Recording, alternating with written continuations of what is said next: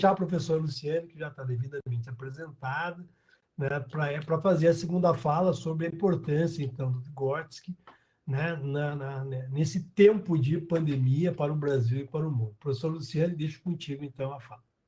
Obrigada, Beth, também. E quero dizer que nós chegamos ao 7º seminário, né, no conjunto do projeto dos seminários regionais de Santa Catarina. E, primeiramente, então, gostaria de agradecer ao apoio do deputado Pedro Ksai, uma liderança atenta e aguerrida, comprometida com a educação laica pública e gratuita a todos os brasileiros. Agradecer também a Deise, que pensou, talvez, ou nos desenhou primeiro esses seminários, né? A deputada Luciane Carminati, que tem sido presença constante aqui discutindo os indicadores, né? e o contexto catarinense para o CONEP, ao Rui, ao Márcio, que nos apoiaram nessa empreitada. Quero agradecer também ao nosso reitor, o professor Ubaldo, que nos incumbiu, né, desse enfrentamento aí, nesse grande desafio. É uma atividade bastante arrojada, importante, e que não acontece sem o trabalho coletivo. E eu agradeço muitíssimo ao William e à Fernanda, e, em nome deles, aos técnicos da UFSC, que fazem a diferença no trabalho público engajado. Agradeço a nossa equipe maravilhosa, né? Antonella, Edson, eu fico emocionada. Gustavo, Juliano, Rafael, Isabela. Eu acho que somos um coletivo afinado. Destaco ainda o meu imenso carinho e reconhecimento, gente, vou chorar que feio, ao Juliano e à Sandra. Nós temos vivenciado uma coordenação partilhada, respeitosa, amorosa, comprometida com decisões coletivas, discutidas e partilhadas. Tem sido, né, acima de tudo, um deleite estar com vocês nessa viagem. Uma ilha de possibilidades que se contrapõe aos nossos tempos, tão desafiadores por seu caráter grotesco e quase caricato, não fosse o drama diário de mortes, sofrimento, angústia e falta de governo. E daí eu não posso deixar de falar aqui, né, gente, do que aconteceu nesses últimos dias, o apagão do CNPq. É o Estado brasileiro deliberadamente limitando o alcance da pesquisa científica no Brasil, né? É um governo operando para atingir, né, o CNPq e concretizar o apagão da ciência. Nós temos vivido tempos de barbárie, e eu busquei lá num texto da Sônia Kramer, né, publicado em 2000, quando ela destacava que precisamos educar contra a barbárie. Ela busca em Walter Benjamin, né, o argumento para dizer que nós não precisamos esperar a barbárie, nós já vivemos a barbárie, né? E veja, um texto de mais de 20 anos que se mantém absolutamente atual, né, nesse barbarismo que vivemos hoje. Uma barbárie que se supera a cada dia, né? A cada bala perdida, a cada Marielle que é assassinada, a cada vítima que sucumbe ao Covid, né? E daí a gente pode pensar o que tudo isso tem a ver com Vygotsky, um autor russo, nascido na Bielorrússia há 125 anos, né? Que legado esse autor nos deixou? E como ele pode nos ajudar a pensar possibilidades de superação dessa barbárie na direção de um projeto educacional humanitário? Qual o comprometimento da educação e da escola para a humanização do ser humano da nossa atualidade? E antes, ou para responder essas perguntas, eu preciso reportar um pouco, né, e entender como Vygotsky chega para nós. Talvez por isso que eu tenha encomendado essa fala da Beth, para a gente entender um pouco como que o Vygotsky vai tomando essa proporção que tem tomado nas nossas pesquisas, nas nossas vidas, nossos estudos e na escola. Ele entra, digamos, na língua portuguesa, né, com duas obras E aí a gente precisa destacar que, apesar de o Vygotsky e o Instituto de Psicologia de Moscou serem bastante conhecidos, né, de pesquisadores, tanto da Europa quanto dos Estados Unidos, a primeira tradução do pensamento e linguagem para o inglês só vai acontecer em 1962, né? E que foi uma obra que o Vygotsky escreveu em 1934, né? E o Mind in Society, que foi uma obra, uma compilação eclética, né? Parcialmente reformulada, né? E parcialmente traduzida do Vygotsky, foi publicada no Brasil com o nome Formação Social da Mente, publicado em 1984. Então, esses 2 livros publicados originalmente pela editora Martins Fontes, apesar de terem tido sérios problemas de tradução e de redução do texto original, né, já contribuíram muitíssimo para a educação e se desdobraram, especialmente, vamos falar aqui em Santa Catarina, na proposta curricular, tanto de Florianópolis quanto na proposta curricular de Santa Catarina, que foi publicada entre 88 e 91, a primeira proposta curricular.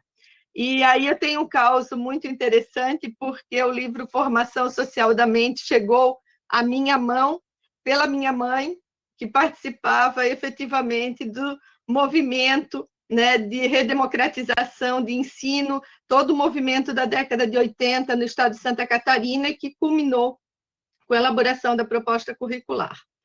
Eu defendi a minha tese em 99, apropriando-me do que o Vygotsky contribuía em relação à formação de conceitos, né?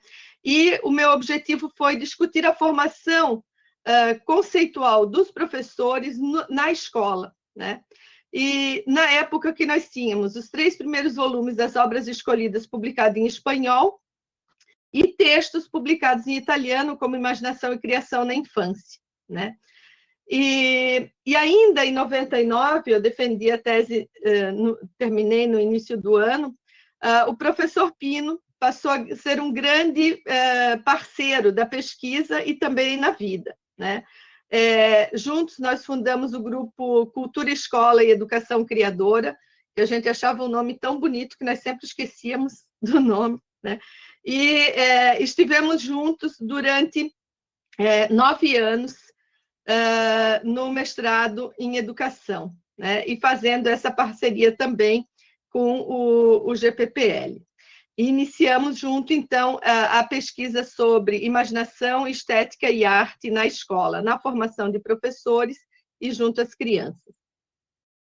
Nós vivenciamos uma grande contribuição para os estudos do Vygotsky com a publicação do manuscrito de 29. Gente, hoje, né, ouvindo a Beth e fechando essa minha fala, né, fico pensando o quanto os textos eram inacessíveis, o quanto a gente precisava e dependia do papel, do texto em papel, né? Então, da possibilidade de estarmos em algum congresso internacional, de trazermos essas obras e de nos apropriarmos delas, né?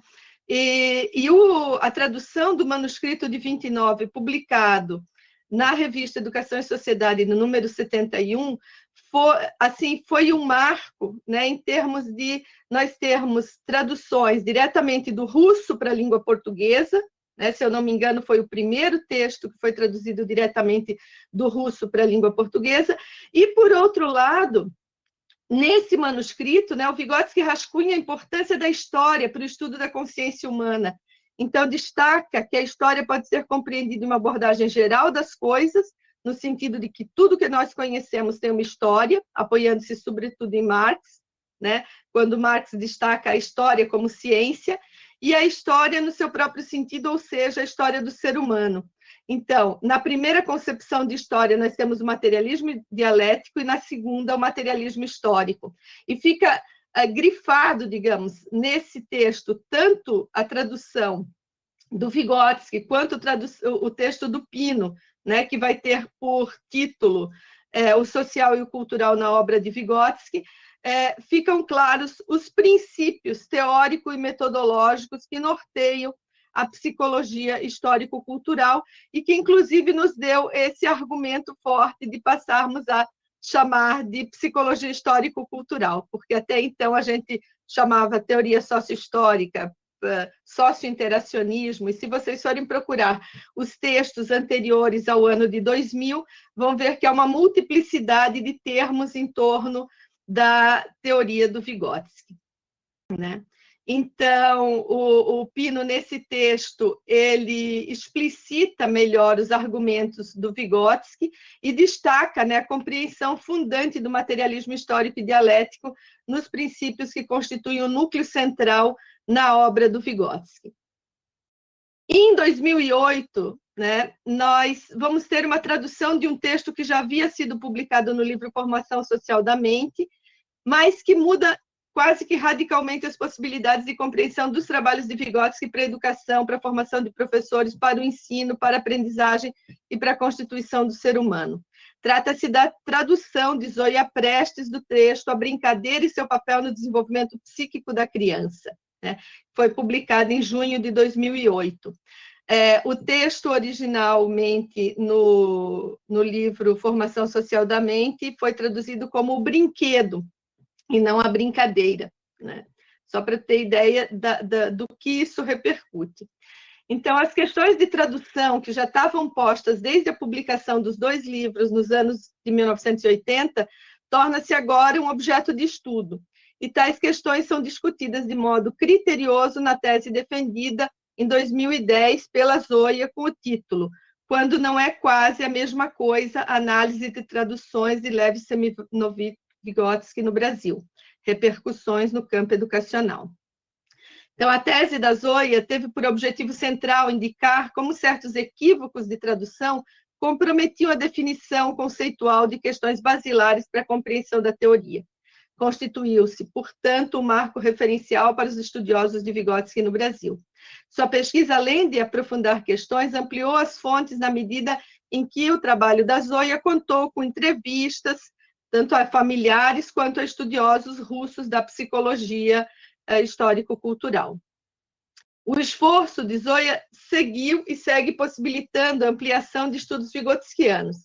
Em 2009, ela traduz Imaginação e Criação na Infância, uma obra que virou uma referência, comentada por Ana Luísa Smolka, e que foi reeditada, sem os comentários, pela editora Expressão Popular em 2018, né? Ainda no mesmo ano de 2018, a Zoya traduz o livro 7 Aulas, de Lev Vygotsky, sobre os fundamentos da pedologia. Esse texto ele esteve por mais de 60 anos na obscuridade.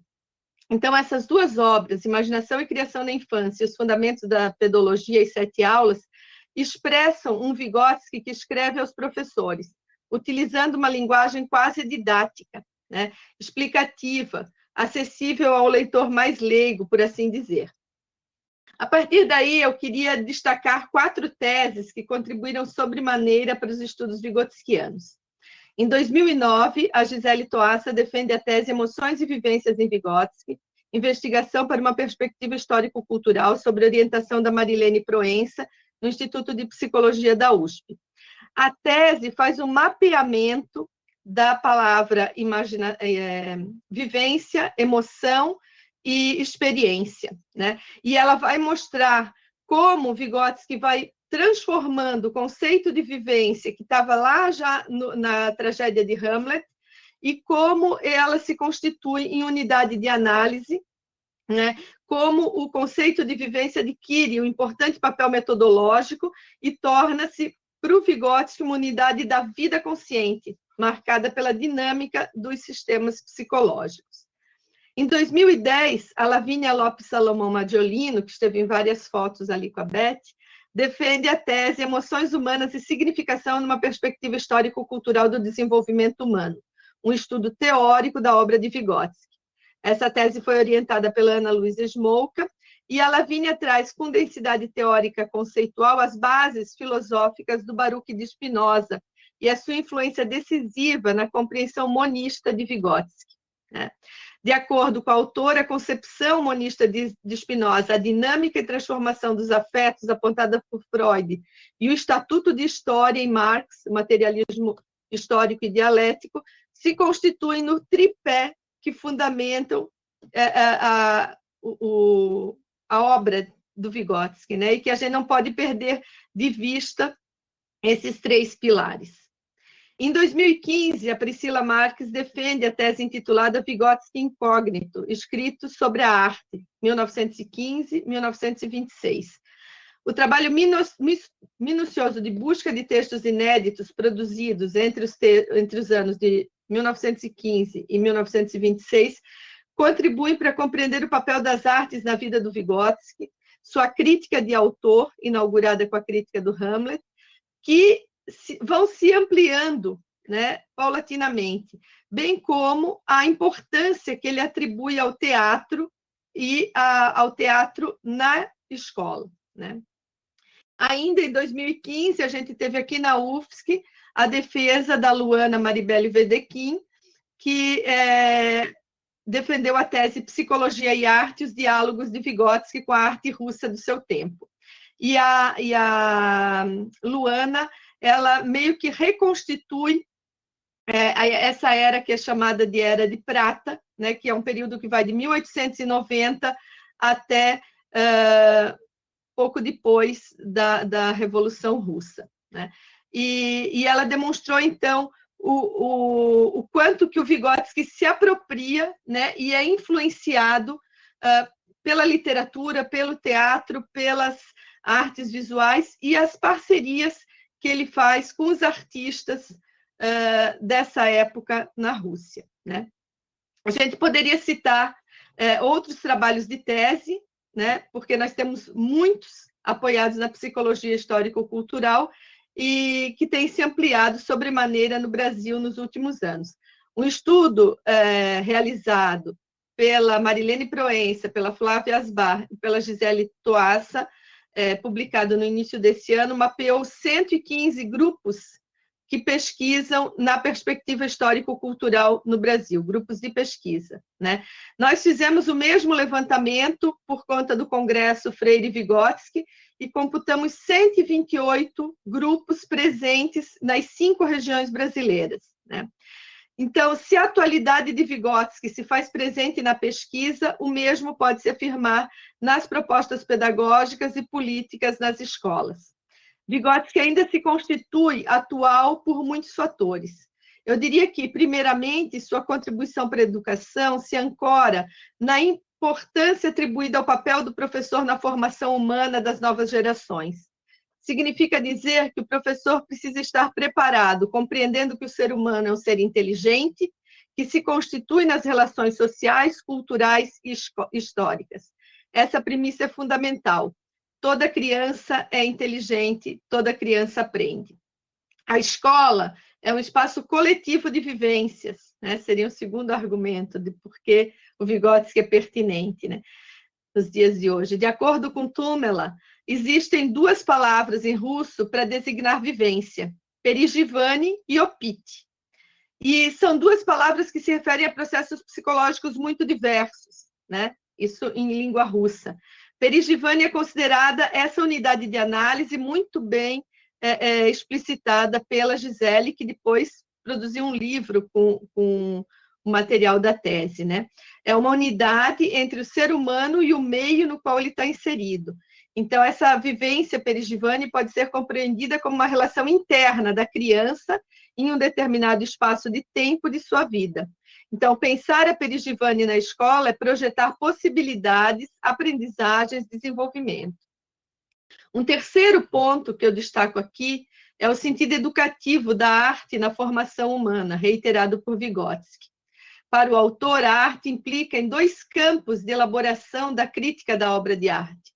Estabelecer suas raízes sociais, compreendendo historicamente a relação entre a arte e aquele momento específico da vida de determinada sociedade na qual a arte está inserida e que ela expressa. Essa função da crítica mobiliza a consciência a organizar os impulsos suscitados pela arte. E o segundo ponto que o Vygotsky destaca é conservar a sensibilidade artística pela valorização das qualidades estéticas da obra em questão. Então, permitir-se a vivência artística. Vygotsky aqui ele faz uma crítica aos formalistas, né? Porque, como bem destaca a Luana e também a Lavínia, ele se opunha aos formalistas e se aproximava muito mais aos simbolistas, né, que eram movimentos importantes da Rússia na época. Outro princípio fundamental da teoria vygotskiana que eu destaco se encontra no capítulo 13 do livro Vygotsky's Notebooks. Veja, em 2018, nós tivemos a publicação do livro de notas, né, o caderno de notas do Vygotsky. Então, aquele manuscrito de 29, que foi publicado originalmente do russo para o português em 2000, na Educação e Sociedade, né, não era o único manuscrito do Vygotsky, ele anotava e rascunhava. Então, nós temos aí, se eu não me engano, são 30 e tantos, 38, eu acho, capítulos que constituem esse livro e que expressam esse livro e que expressam digamos, o Vygotsky em processo, né? As anotações vygotskianas e que depois geraram muitos dos materiais que nós dispomos hoje, né?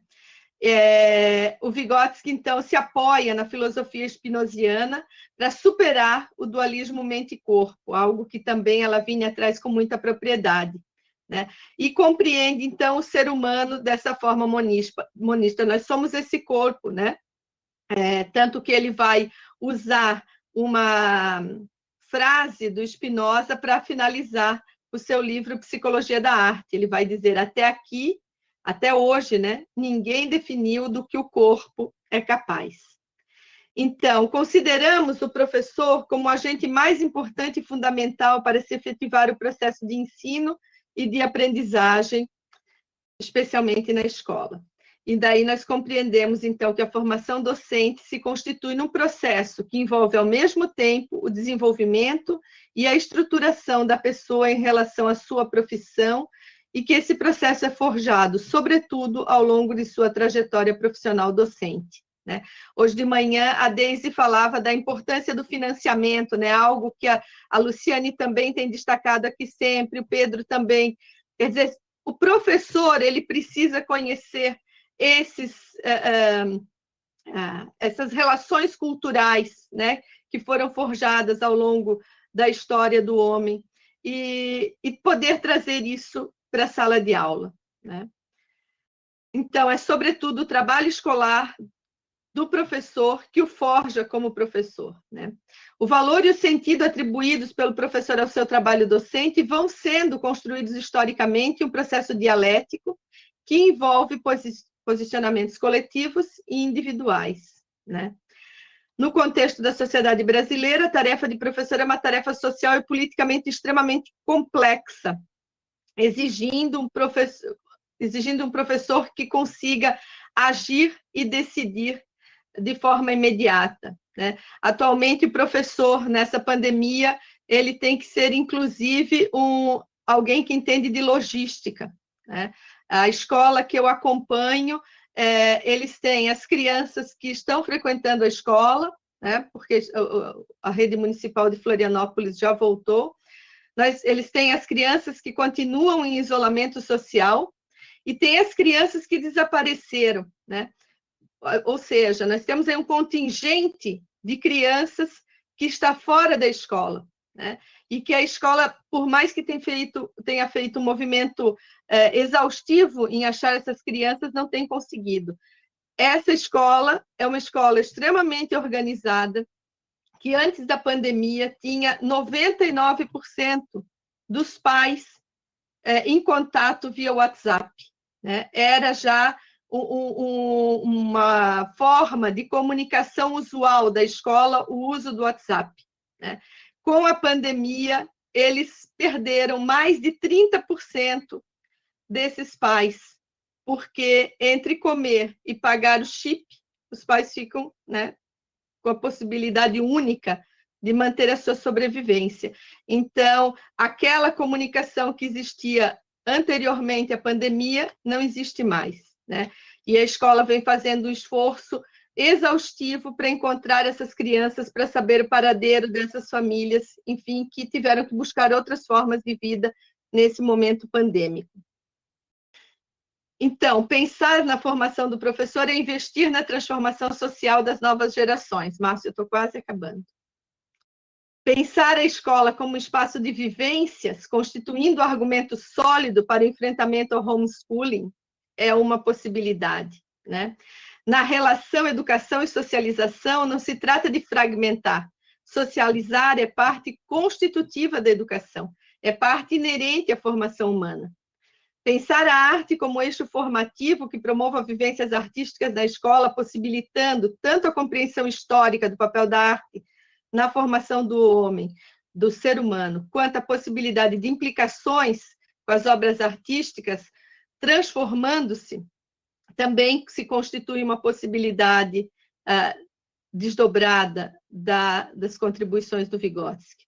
Vygotsky afirma que a escola traz algo de completamente novo à consciência humana, quando ele fala da formação de conceitos, né?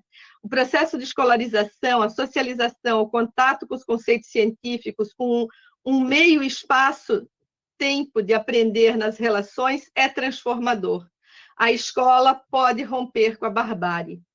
Nossos argumentos, portanto, sobre a pertinência dos estudos do Vygotsky para a escola nesses tempos de pandemia se ancora em suas contribuições sobre a importância da formação política engajada do professor, sobre a importância da arte na formação humana das novas gerações, e principalmente da escola como espaço de vivências mobilizadoras, potentes, artísticas, instigantes, transformadoras, na perspectiva de um projeto humanizador que enfrente e rompa a barbárie. Eu fico pensando ainda que eu poderia falar do drama, da brincadeira, da zona de desenvolvimento proximal, falar do trabalho coletivo na escola em tempos de pandemia, a potência do planejamento coletivo e da organização escolar. Mas vou me ater a isso e lembrar do que falou Pedro hoje pela manhã, que o campo de dificuldades possa ser superado por um campo de possibilidades, em um trabalho coletivo, cooperativo, transformador, potente. Vygotsky é potência na escola, na formação de professores, em um trabalho coletivo que enfrente a barbárie e que possa contribuir para um projeto de humanização do ser humano. É isso. Uau, muito bom ouvir você, Luciane, ouvir a Elizabeth contando essa caminhada, essa trajetória, te escutar a tua emocionalidade, né? Escutar a tua emoção falando deste projeto, deste momento, escutar um pouco a tua tristeza também, né? Falando deste momento do Brasil. Então, apesar da gente estar muito distante, mediado pela internet aqui, é muito expressiva a tua emocionalidade e a maneira como você se entregou aqui para esse nosso momento. Queria muito te agradecer, né? Tô com uma internet muito ruim aqui, mas queria ler alguns comentários que foram apresentados aqui pelas pessoas que estão participando, né? Então, eu queria falar aqui, deixa eu só olhar rapidinho, buscar no YouTube, a Luísa Raquel, parabéns pela participação no seminário, professora Elizabeth, excelente palestra. O Leonardo Carvalho comenta: os seres humanos são seres sociais, um precisa do outro e da outra para garantir aqui a nossa representatividade. A Daniel Miranda, excelente palestra, professora Elizabeth, parabéns a todos os envolvidos. A Isabela Camini, que também aqui faz parte do processo de organização. Parabéns, Luciane, pela fala bonita, necessária neste momento, em que alcançamos os 7 seminários, está bem semeado o congresso, agora vai germinar. O Leonardo de Carvalho, parabéns professoras pelos seminários regionais de educação na região do Extremo Oeste. A Ilana Latterman, Excelente palestra, professora Luciane, a Luzia Rangel, parabéns, professora Luciane, Leonardo Carvalho, colocações pertinentes. Eu acredito, professor Luciane e Elizabeth, que essa intenção da mesa neste momento era anunciar a importância do Congresso Freire Vygotsky, que vai ocorrer de 8 a 12 de novembro, né? E eu acho que a gente cumpriu até aqui esta pretensão de anunciar esse congresso que tem, tanto com a primeira fala da Rosa, quanto das duas que vocês mencionaram aqui agora. Eu queria perguntar para a professora Elizabeth, para a professora Luciane, que recado a gente pode deixar às pessoas que estão nos assistindo neste momento, né? Considerando este tempo em que a gente está, nós estamos todas e todos imersos, né? O que a gente podia deixar de recado às educadoras e aos educadores que estão nos assistindo? E depois, Luciane, como é que a gente podia anunciar um pouco o processo de organização do Congresso que está anunciado para acontecer de 8 a 12 de novembro? Queria deixar com a professora Elizabeth primeiro e depois com a professora Luciane. Bom, acho que aí fundamental para Vygotsky, que é a palavra humanização. Eu acho que assim, o recado que eu deixaria, pensando no Vygotsky, é a gente tentar, né, dentro das possibilidades que temos, e das impossibilidades também, mas a gente tentar fazer com que as atividades sejam o mais significativas possíveis, né, para essas alunas e para as famílias também, né? Então, a lição que a gente tem, mas a gente pensar em como, né? Em como possibilitar a essas pessoas uma vivência, né? Do que a gente pretende, que seja dos nossos, como a Smolka coloca, né? Dos gestos de ensinar, que a gente consiga com os nossos gestos de ensinar, mesmo à distância, né? Ou não, para as pessoas que estão tendo que voltar para o presencial à força também, né? Enfim, eu acho que a gente precisa também, né, pensando em Paulo Freire e em Vygotsky, os dois, eu acho que a gente também tem que pensar muito na dimensão política de tudo que está acontecendo na nossa vida, né?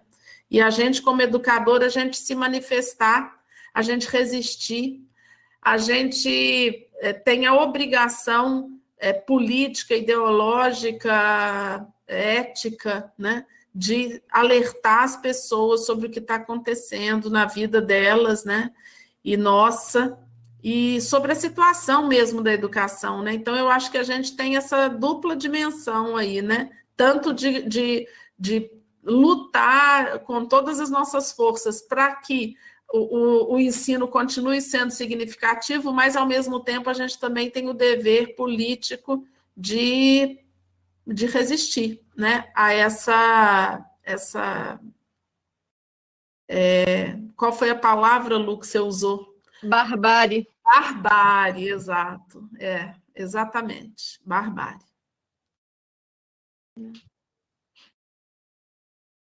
Com certeza, eu acho que a escola é um espaço de possibilidades, né? De abertura, de rompimentos, né? De se furar essa bolha, de se criar possibilidades para que o processo humanizador se consolide, né?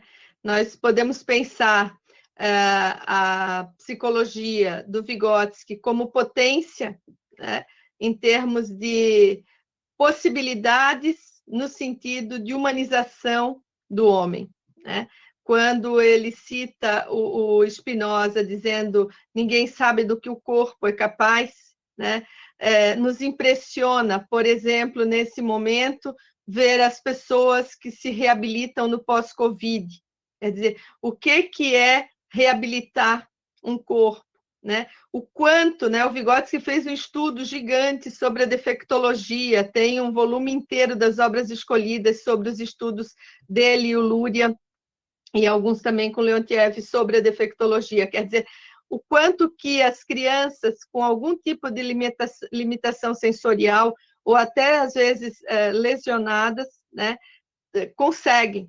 Então, o que é possível na escola, né, e como a arte pode ser mobilizadora nesse sentido. E aí eu diria para vocês que, acompanhando algumas escolas nessa pandemia, eu destacaria que a organização escolar, o trabalho coletivo, né, o planejamento coletivo, o apoio dentro da escola, fazem uma diferença completa, né? Porque, assim como cada um de nós está sabendo, né? Parafraseando o Caetano Veloso, a dor e a delícia de ser o que nós sabemos que é com essas angústias que o professor está vivenciando esse retorno no presencial, tendo que pensar essa logística maluca de atendimento, né? Tendo que lidar com as limitações dos seus colegas também, as suas próprias, né? Que todos temos, as nossas. Então, eu penso que o trabalho coletivo, conjunto, né? Pode fazer uma diferença gigante, né? E isso em todos os níveis de escolarização, né? Acho que é isso, Márcio. Eu vou chamar o Juliano aí. Quero agradecer a Beth imensamente, né? Porque eu acho que é importante. O Vygotsky destaca tanto a história como um elemento fundamental, né? O materialismo dele é o materialismo histórico, quando ele fala de analisar as relações de ensino, as relações de aprendizagem, de ensino-aprendizagem, ele fala o tempo todo de nós capturarmos o processo, né? De apreendermos o processo. E apreender em processo é apreender a história. Então, para nós pensarmos no futuro, a gente tem que olhar primeiro para trás e ver e reconstruir essa história e conseguir, então, pensar para onde vamos, né? E eu penso que os grupos de pesquisa tiveram um fator preponderante, né? Vejam vocês, a Beth falou aqui, e eu me lembro muito bem também da minha trajetória na PUC, no início dos anos 90.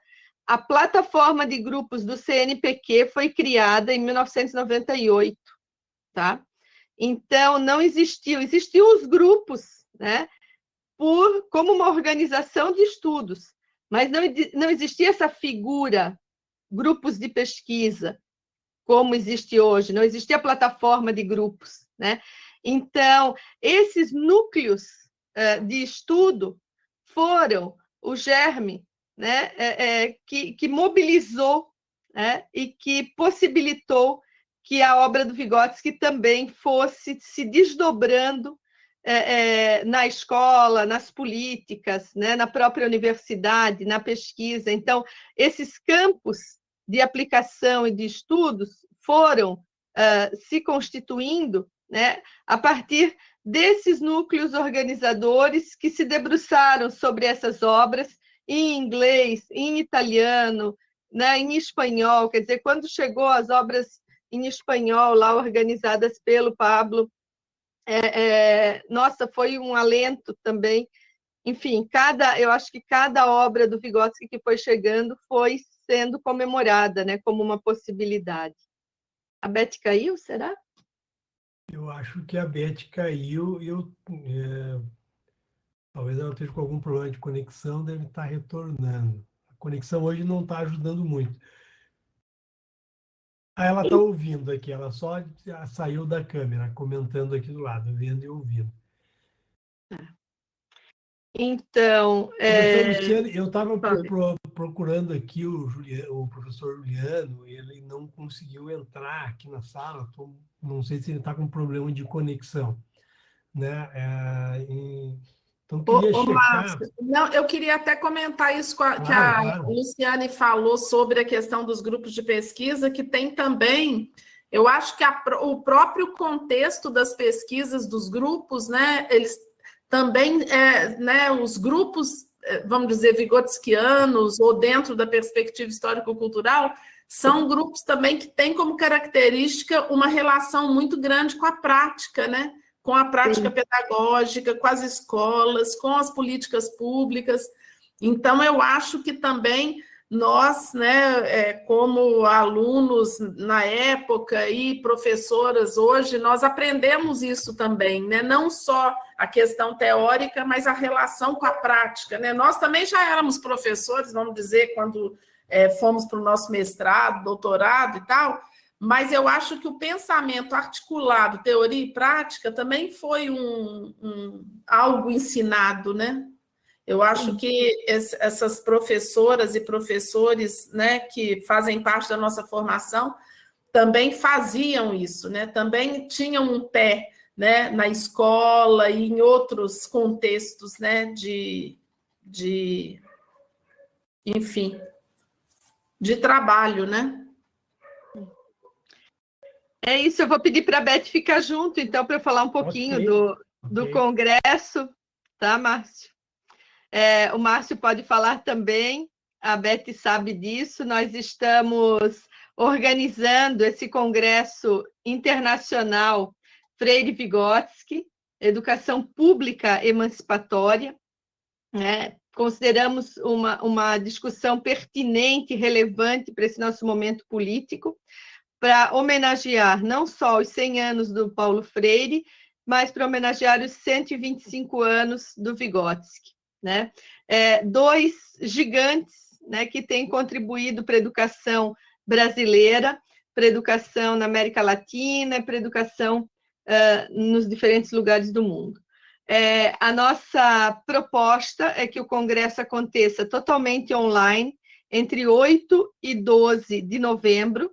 Nós temos o site já pronto e, a partir de sábado desta semana, as inscrições estarão abertas, né? Nós estamos organizando o congresso em 10 GTs, né? Ao invés de usarmos o nome eixo, estamos usando o nome GT. Então, trabalho, educação e política e emancipação social, educação popular e movimentos sociais, concepção teóricas e filosóficas do pensamento de Freire e Vygotsky, desenvolvimento humano e educação emancipatória, ensino e aprendizagem para uma educação emancipatória, formação de professores e trabalho docente, direitos humanos, diversidade e interculturalidade, internacionalização do pensamento de Freire e Vygotsky, educação e tecnologias. E nós estamos pensando num congresso que seja inclusivo, desculpem, né? Que possa agregar tanto o movimento dos movimentos sociais, né, da sociedade civil organizada, quanto da academia, né? E, nesse sentido, nós vamos aceitar a submissão de simpósios de grupos de pesquisa, de trabalhos individuais, de relatos de experiência, né, de rodas de conversa. Então, sugiro que vocês entrem na página, depois o Márcio vai colocar ali a página, a gente também vai divulgar mais amplamente, né? E dizer que essa construção desse congresso se dá coletivamente, né, entre a Universidade Federal de Santa Catarina, a Universidade Federal da Fronteira Sul, a Comissão de Educação da Câmara dos Deputados do Brasil, né? Nós temos o apoio também da Assembleia Legislativa de Santa Catarina e contamos com a participação de diferentes movimentos sociais, dos sindicatos, e me lembre, Márcio, o que mais? Nós temos muitas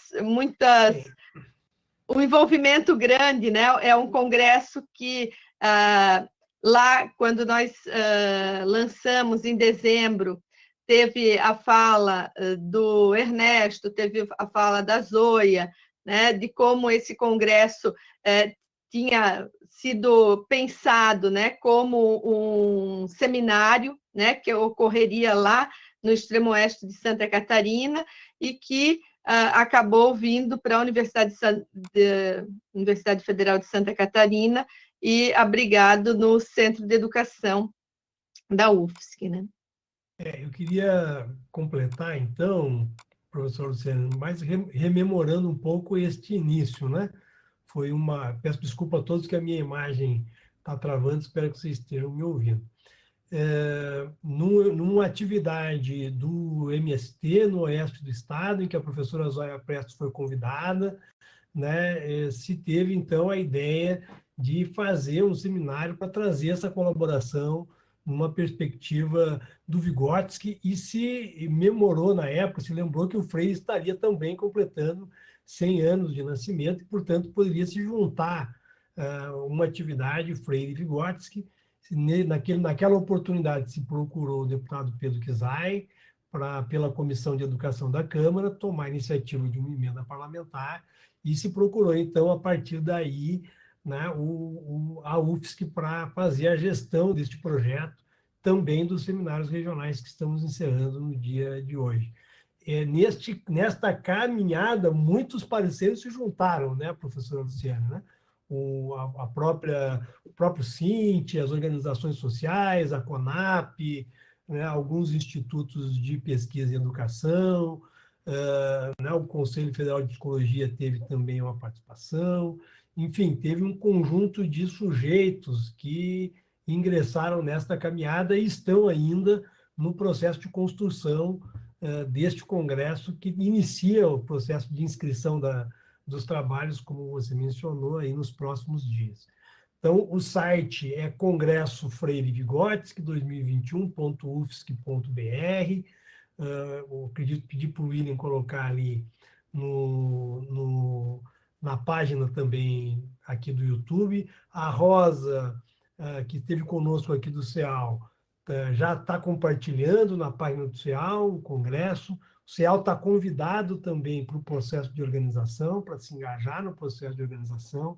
Já havia feito o convite ao Oscar Hara, que de pronto aceitou a participação. E eu acho que é um pouco isso. A ideia é que a gente fechar essa atividade hoje, como é o último seminário, né, dando este pontapé inicial. O congresso foi oficialmente lançado em dezembro do ano passado, né? Mas a gente organizou esses seminários regionais que precedem o congresso, então, encerrar esse momento aqui, agradecendo e convidando todas e todos e todas para se inserirem agora na caminhada até novembro, o início do congresso, neste tempo que é o nosso tempo, né, histórico, como a Rosa mencionou na parte, como todos e todas mencionaram desde ontem, neste 7º encontro. Eu queria pedir tomar a liberdade, Luciano, você como é coordenadora do projeto, deixar a você, né, a fala de encerramento deste seminário, né, em agradecimento, agradeço muito a oportunidade de ter participado destes 7 seminários, coordenando aqui as atividades, né, como um convidado externo, não sou do quadro da UFSC, né, como um convidado externo, e deixar contigo, então, para fechar, e depois a gente tem aí a atividade cultural que o William pode colocar. Então, Luciane, você como nossa coordenadora, então, deixo aí para ti este momento de encerramento. Gratidão pela confiança e pela oportunidade de estar aqui contigo. Então, agradeço ao Márcio também, a Beth novamente, né? E eu fiz os meus agradecimentos no início da minha fala, até porque eu acredito muito no trabalho coletivo, né? Considero que realmente o ser humano é um ser que nasce em sociedade, mas que cria formas de viver em sociedade, produzindo a cultura, né? Então, essa cultura na qual nós vivemos e a qual nós transformamos, ela é forjada no nosso viver, e esse é um processo histórico. E, nesse sentido, queria dizer que agradeço a todos vocês e que nós mapeamos os grupos de pesquisa que pesquisam Vygotsky, os grupos de pesquisa que pesquisam Freire no Brasil, né? Se a Rosa depois puder nos ajudar com os grupos que pesquisam Freire na América Latina, vai ser muito bem-vindo essa informação. E nós estaremos enviando, então, na próxima semana, uma carta convite aos grupos de pesquisa que pesquisam Paulo Freire, aos grupos de pesquisa que pesquisam Vygotsky, né, a psicologia histórico-cultural, às vezes em uma outra perspectiva, né, mais estudando Leontiev, enfim, outros pesquisadores russos. E nós também estamos mapeando as organizações, não só o CIAL, mas AMPED, ANFOP, AMPAI, né? Porque queremos que haja uma participação bastante inclusiva, né? De todos aqueles que veem as possibilidades de um processo humanizador, tanto nas referências ao Freire, quanto nas referências ao Vygotsky. Então, é isso, fica o convite, né? E continuamos seguindo aí na luta, companheiros. Obrigado, professora. Um abraço a cada um e a cada uma que nos acompanhou até aqui. Então, eu encerro este 7º Seminário Regional do Oeste do Estado e pedindo para o William para passar a nossa atividade cultural. Agradeço fortemente a Núbia Amorim, que esteve conosco aqui fazendo a tradução em Libra, a Carolyn, que também esteve conosco aqui nestes 7 seminários, e a todos os artistas que passaram por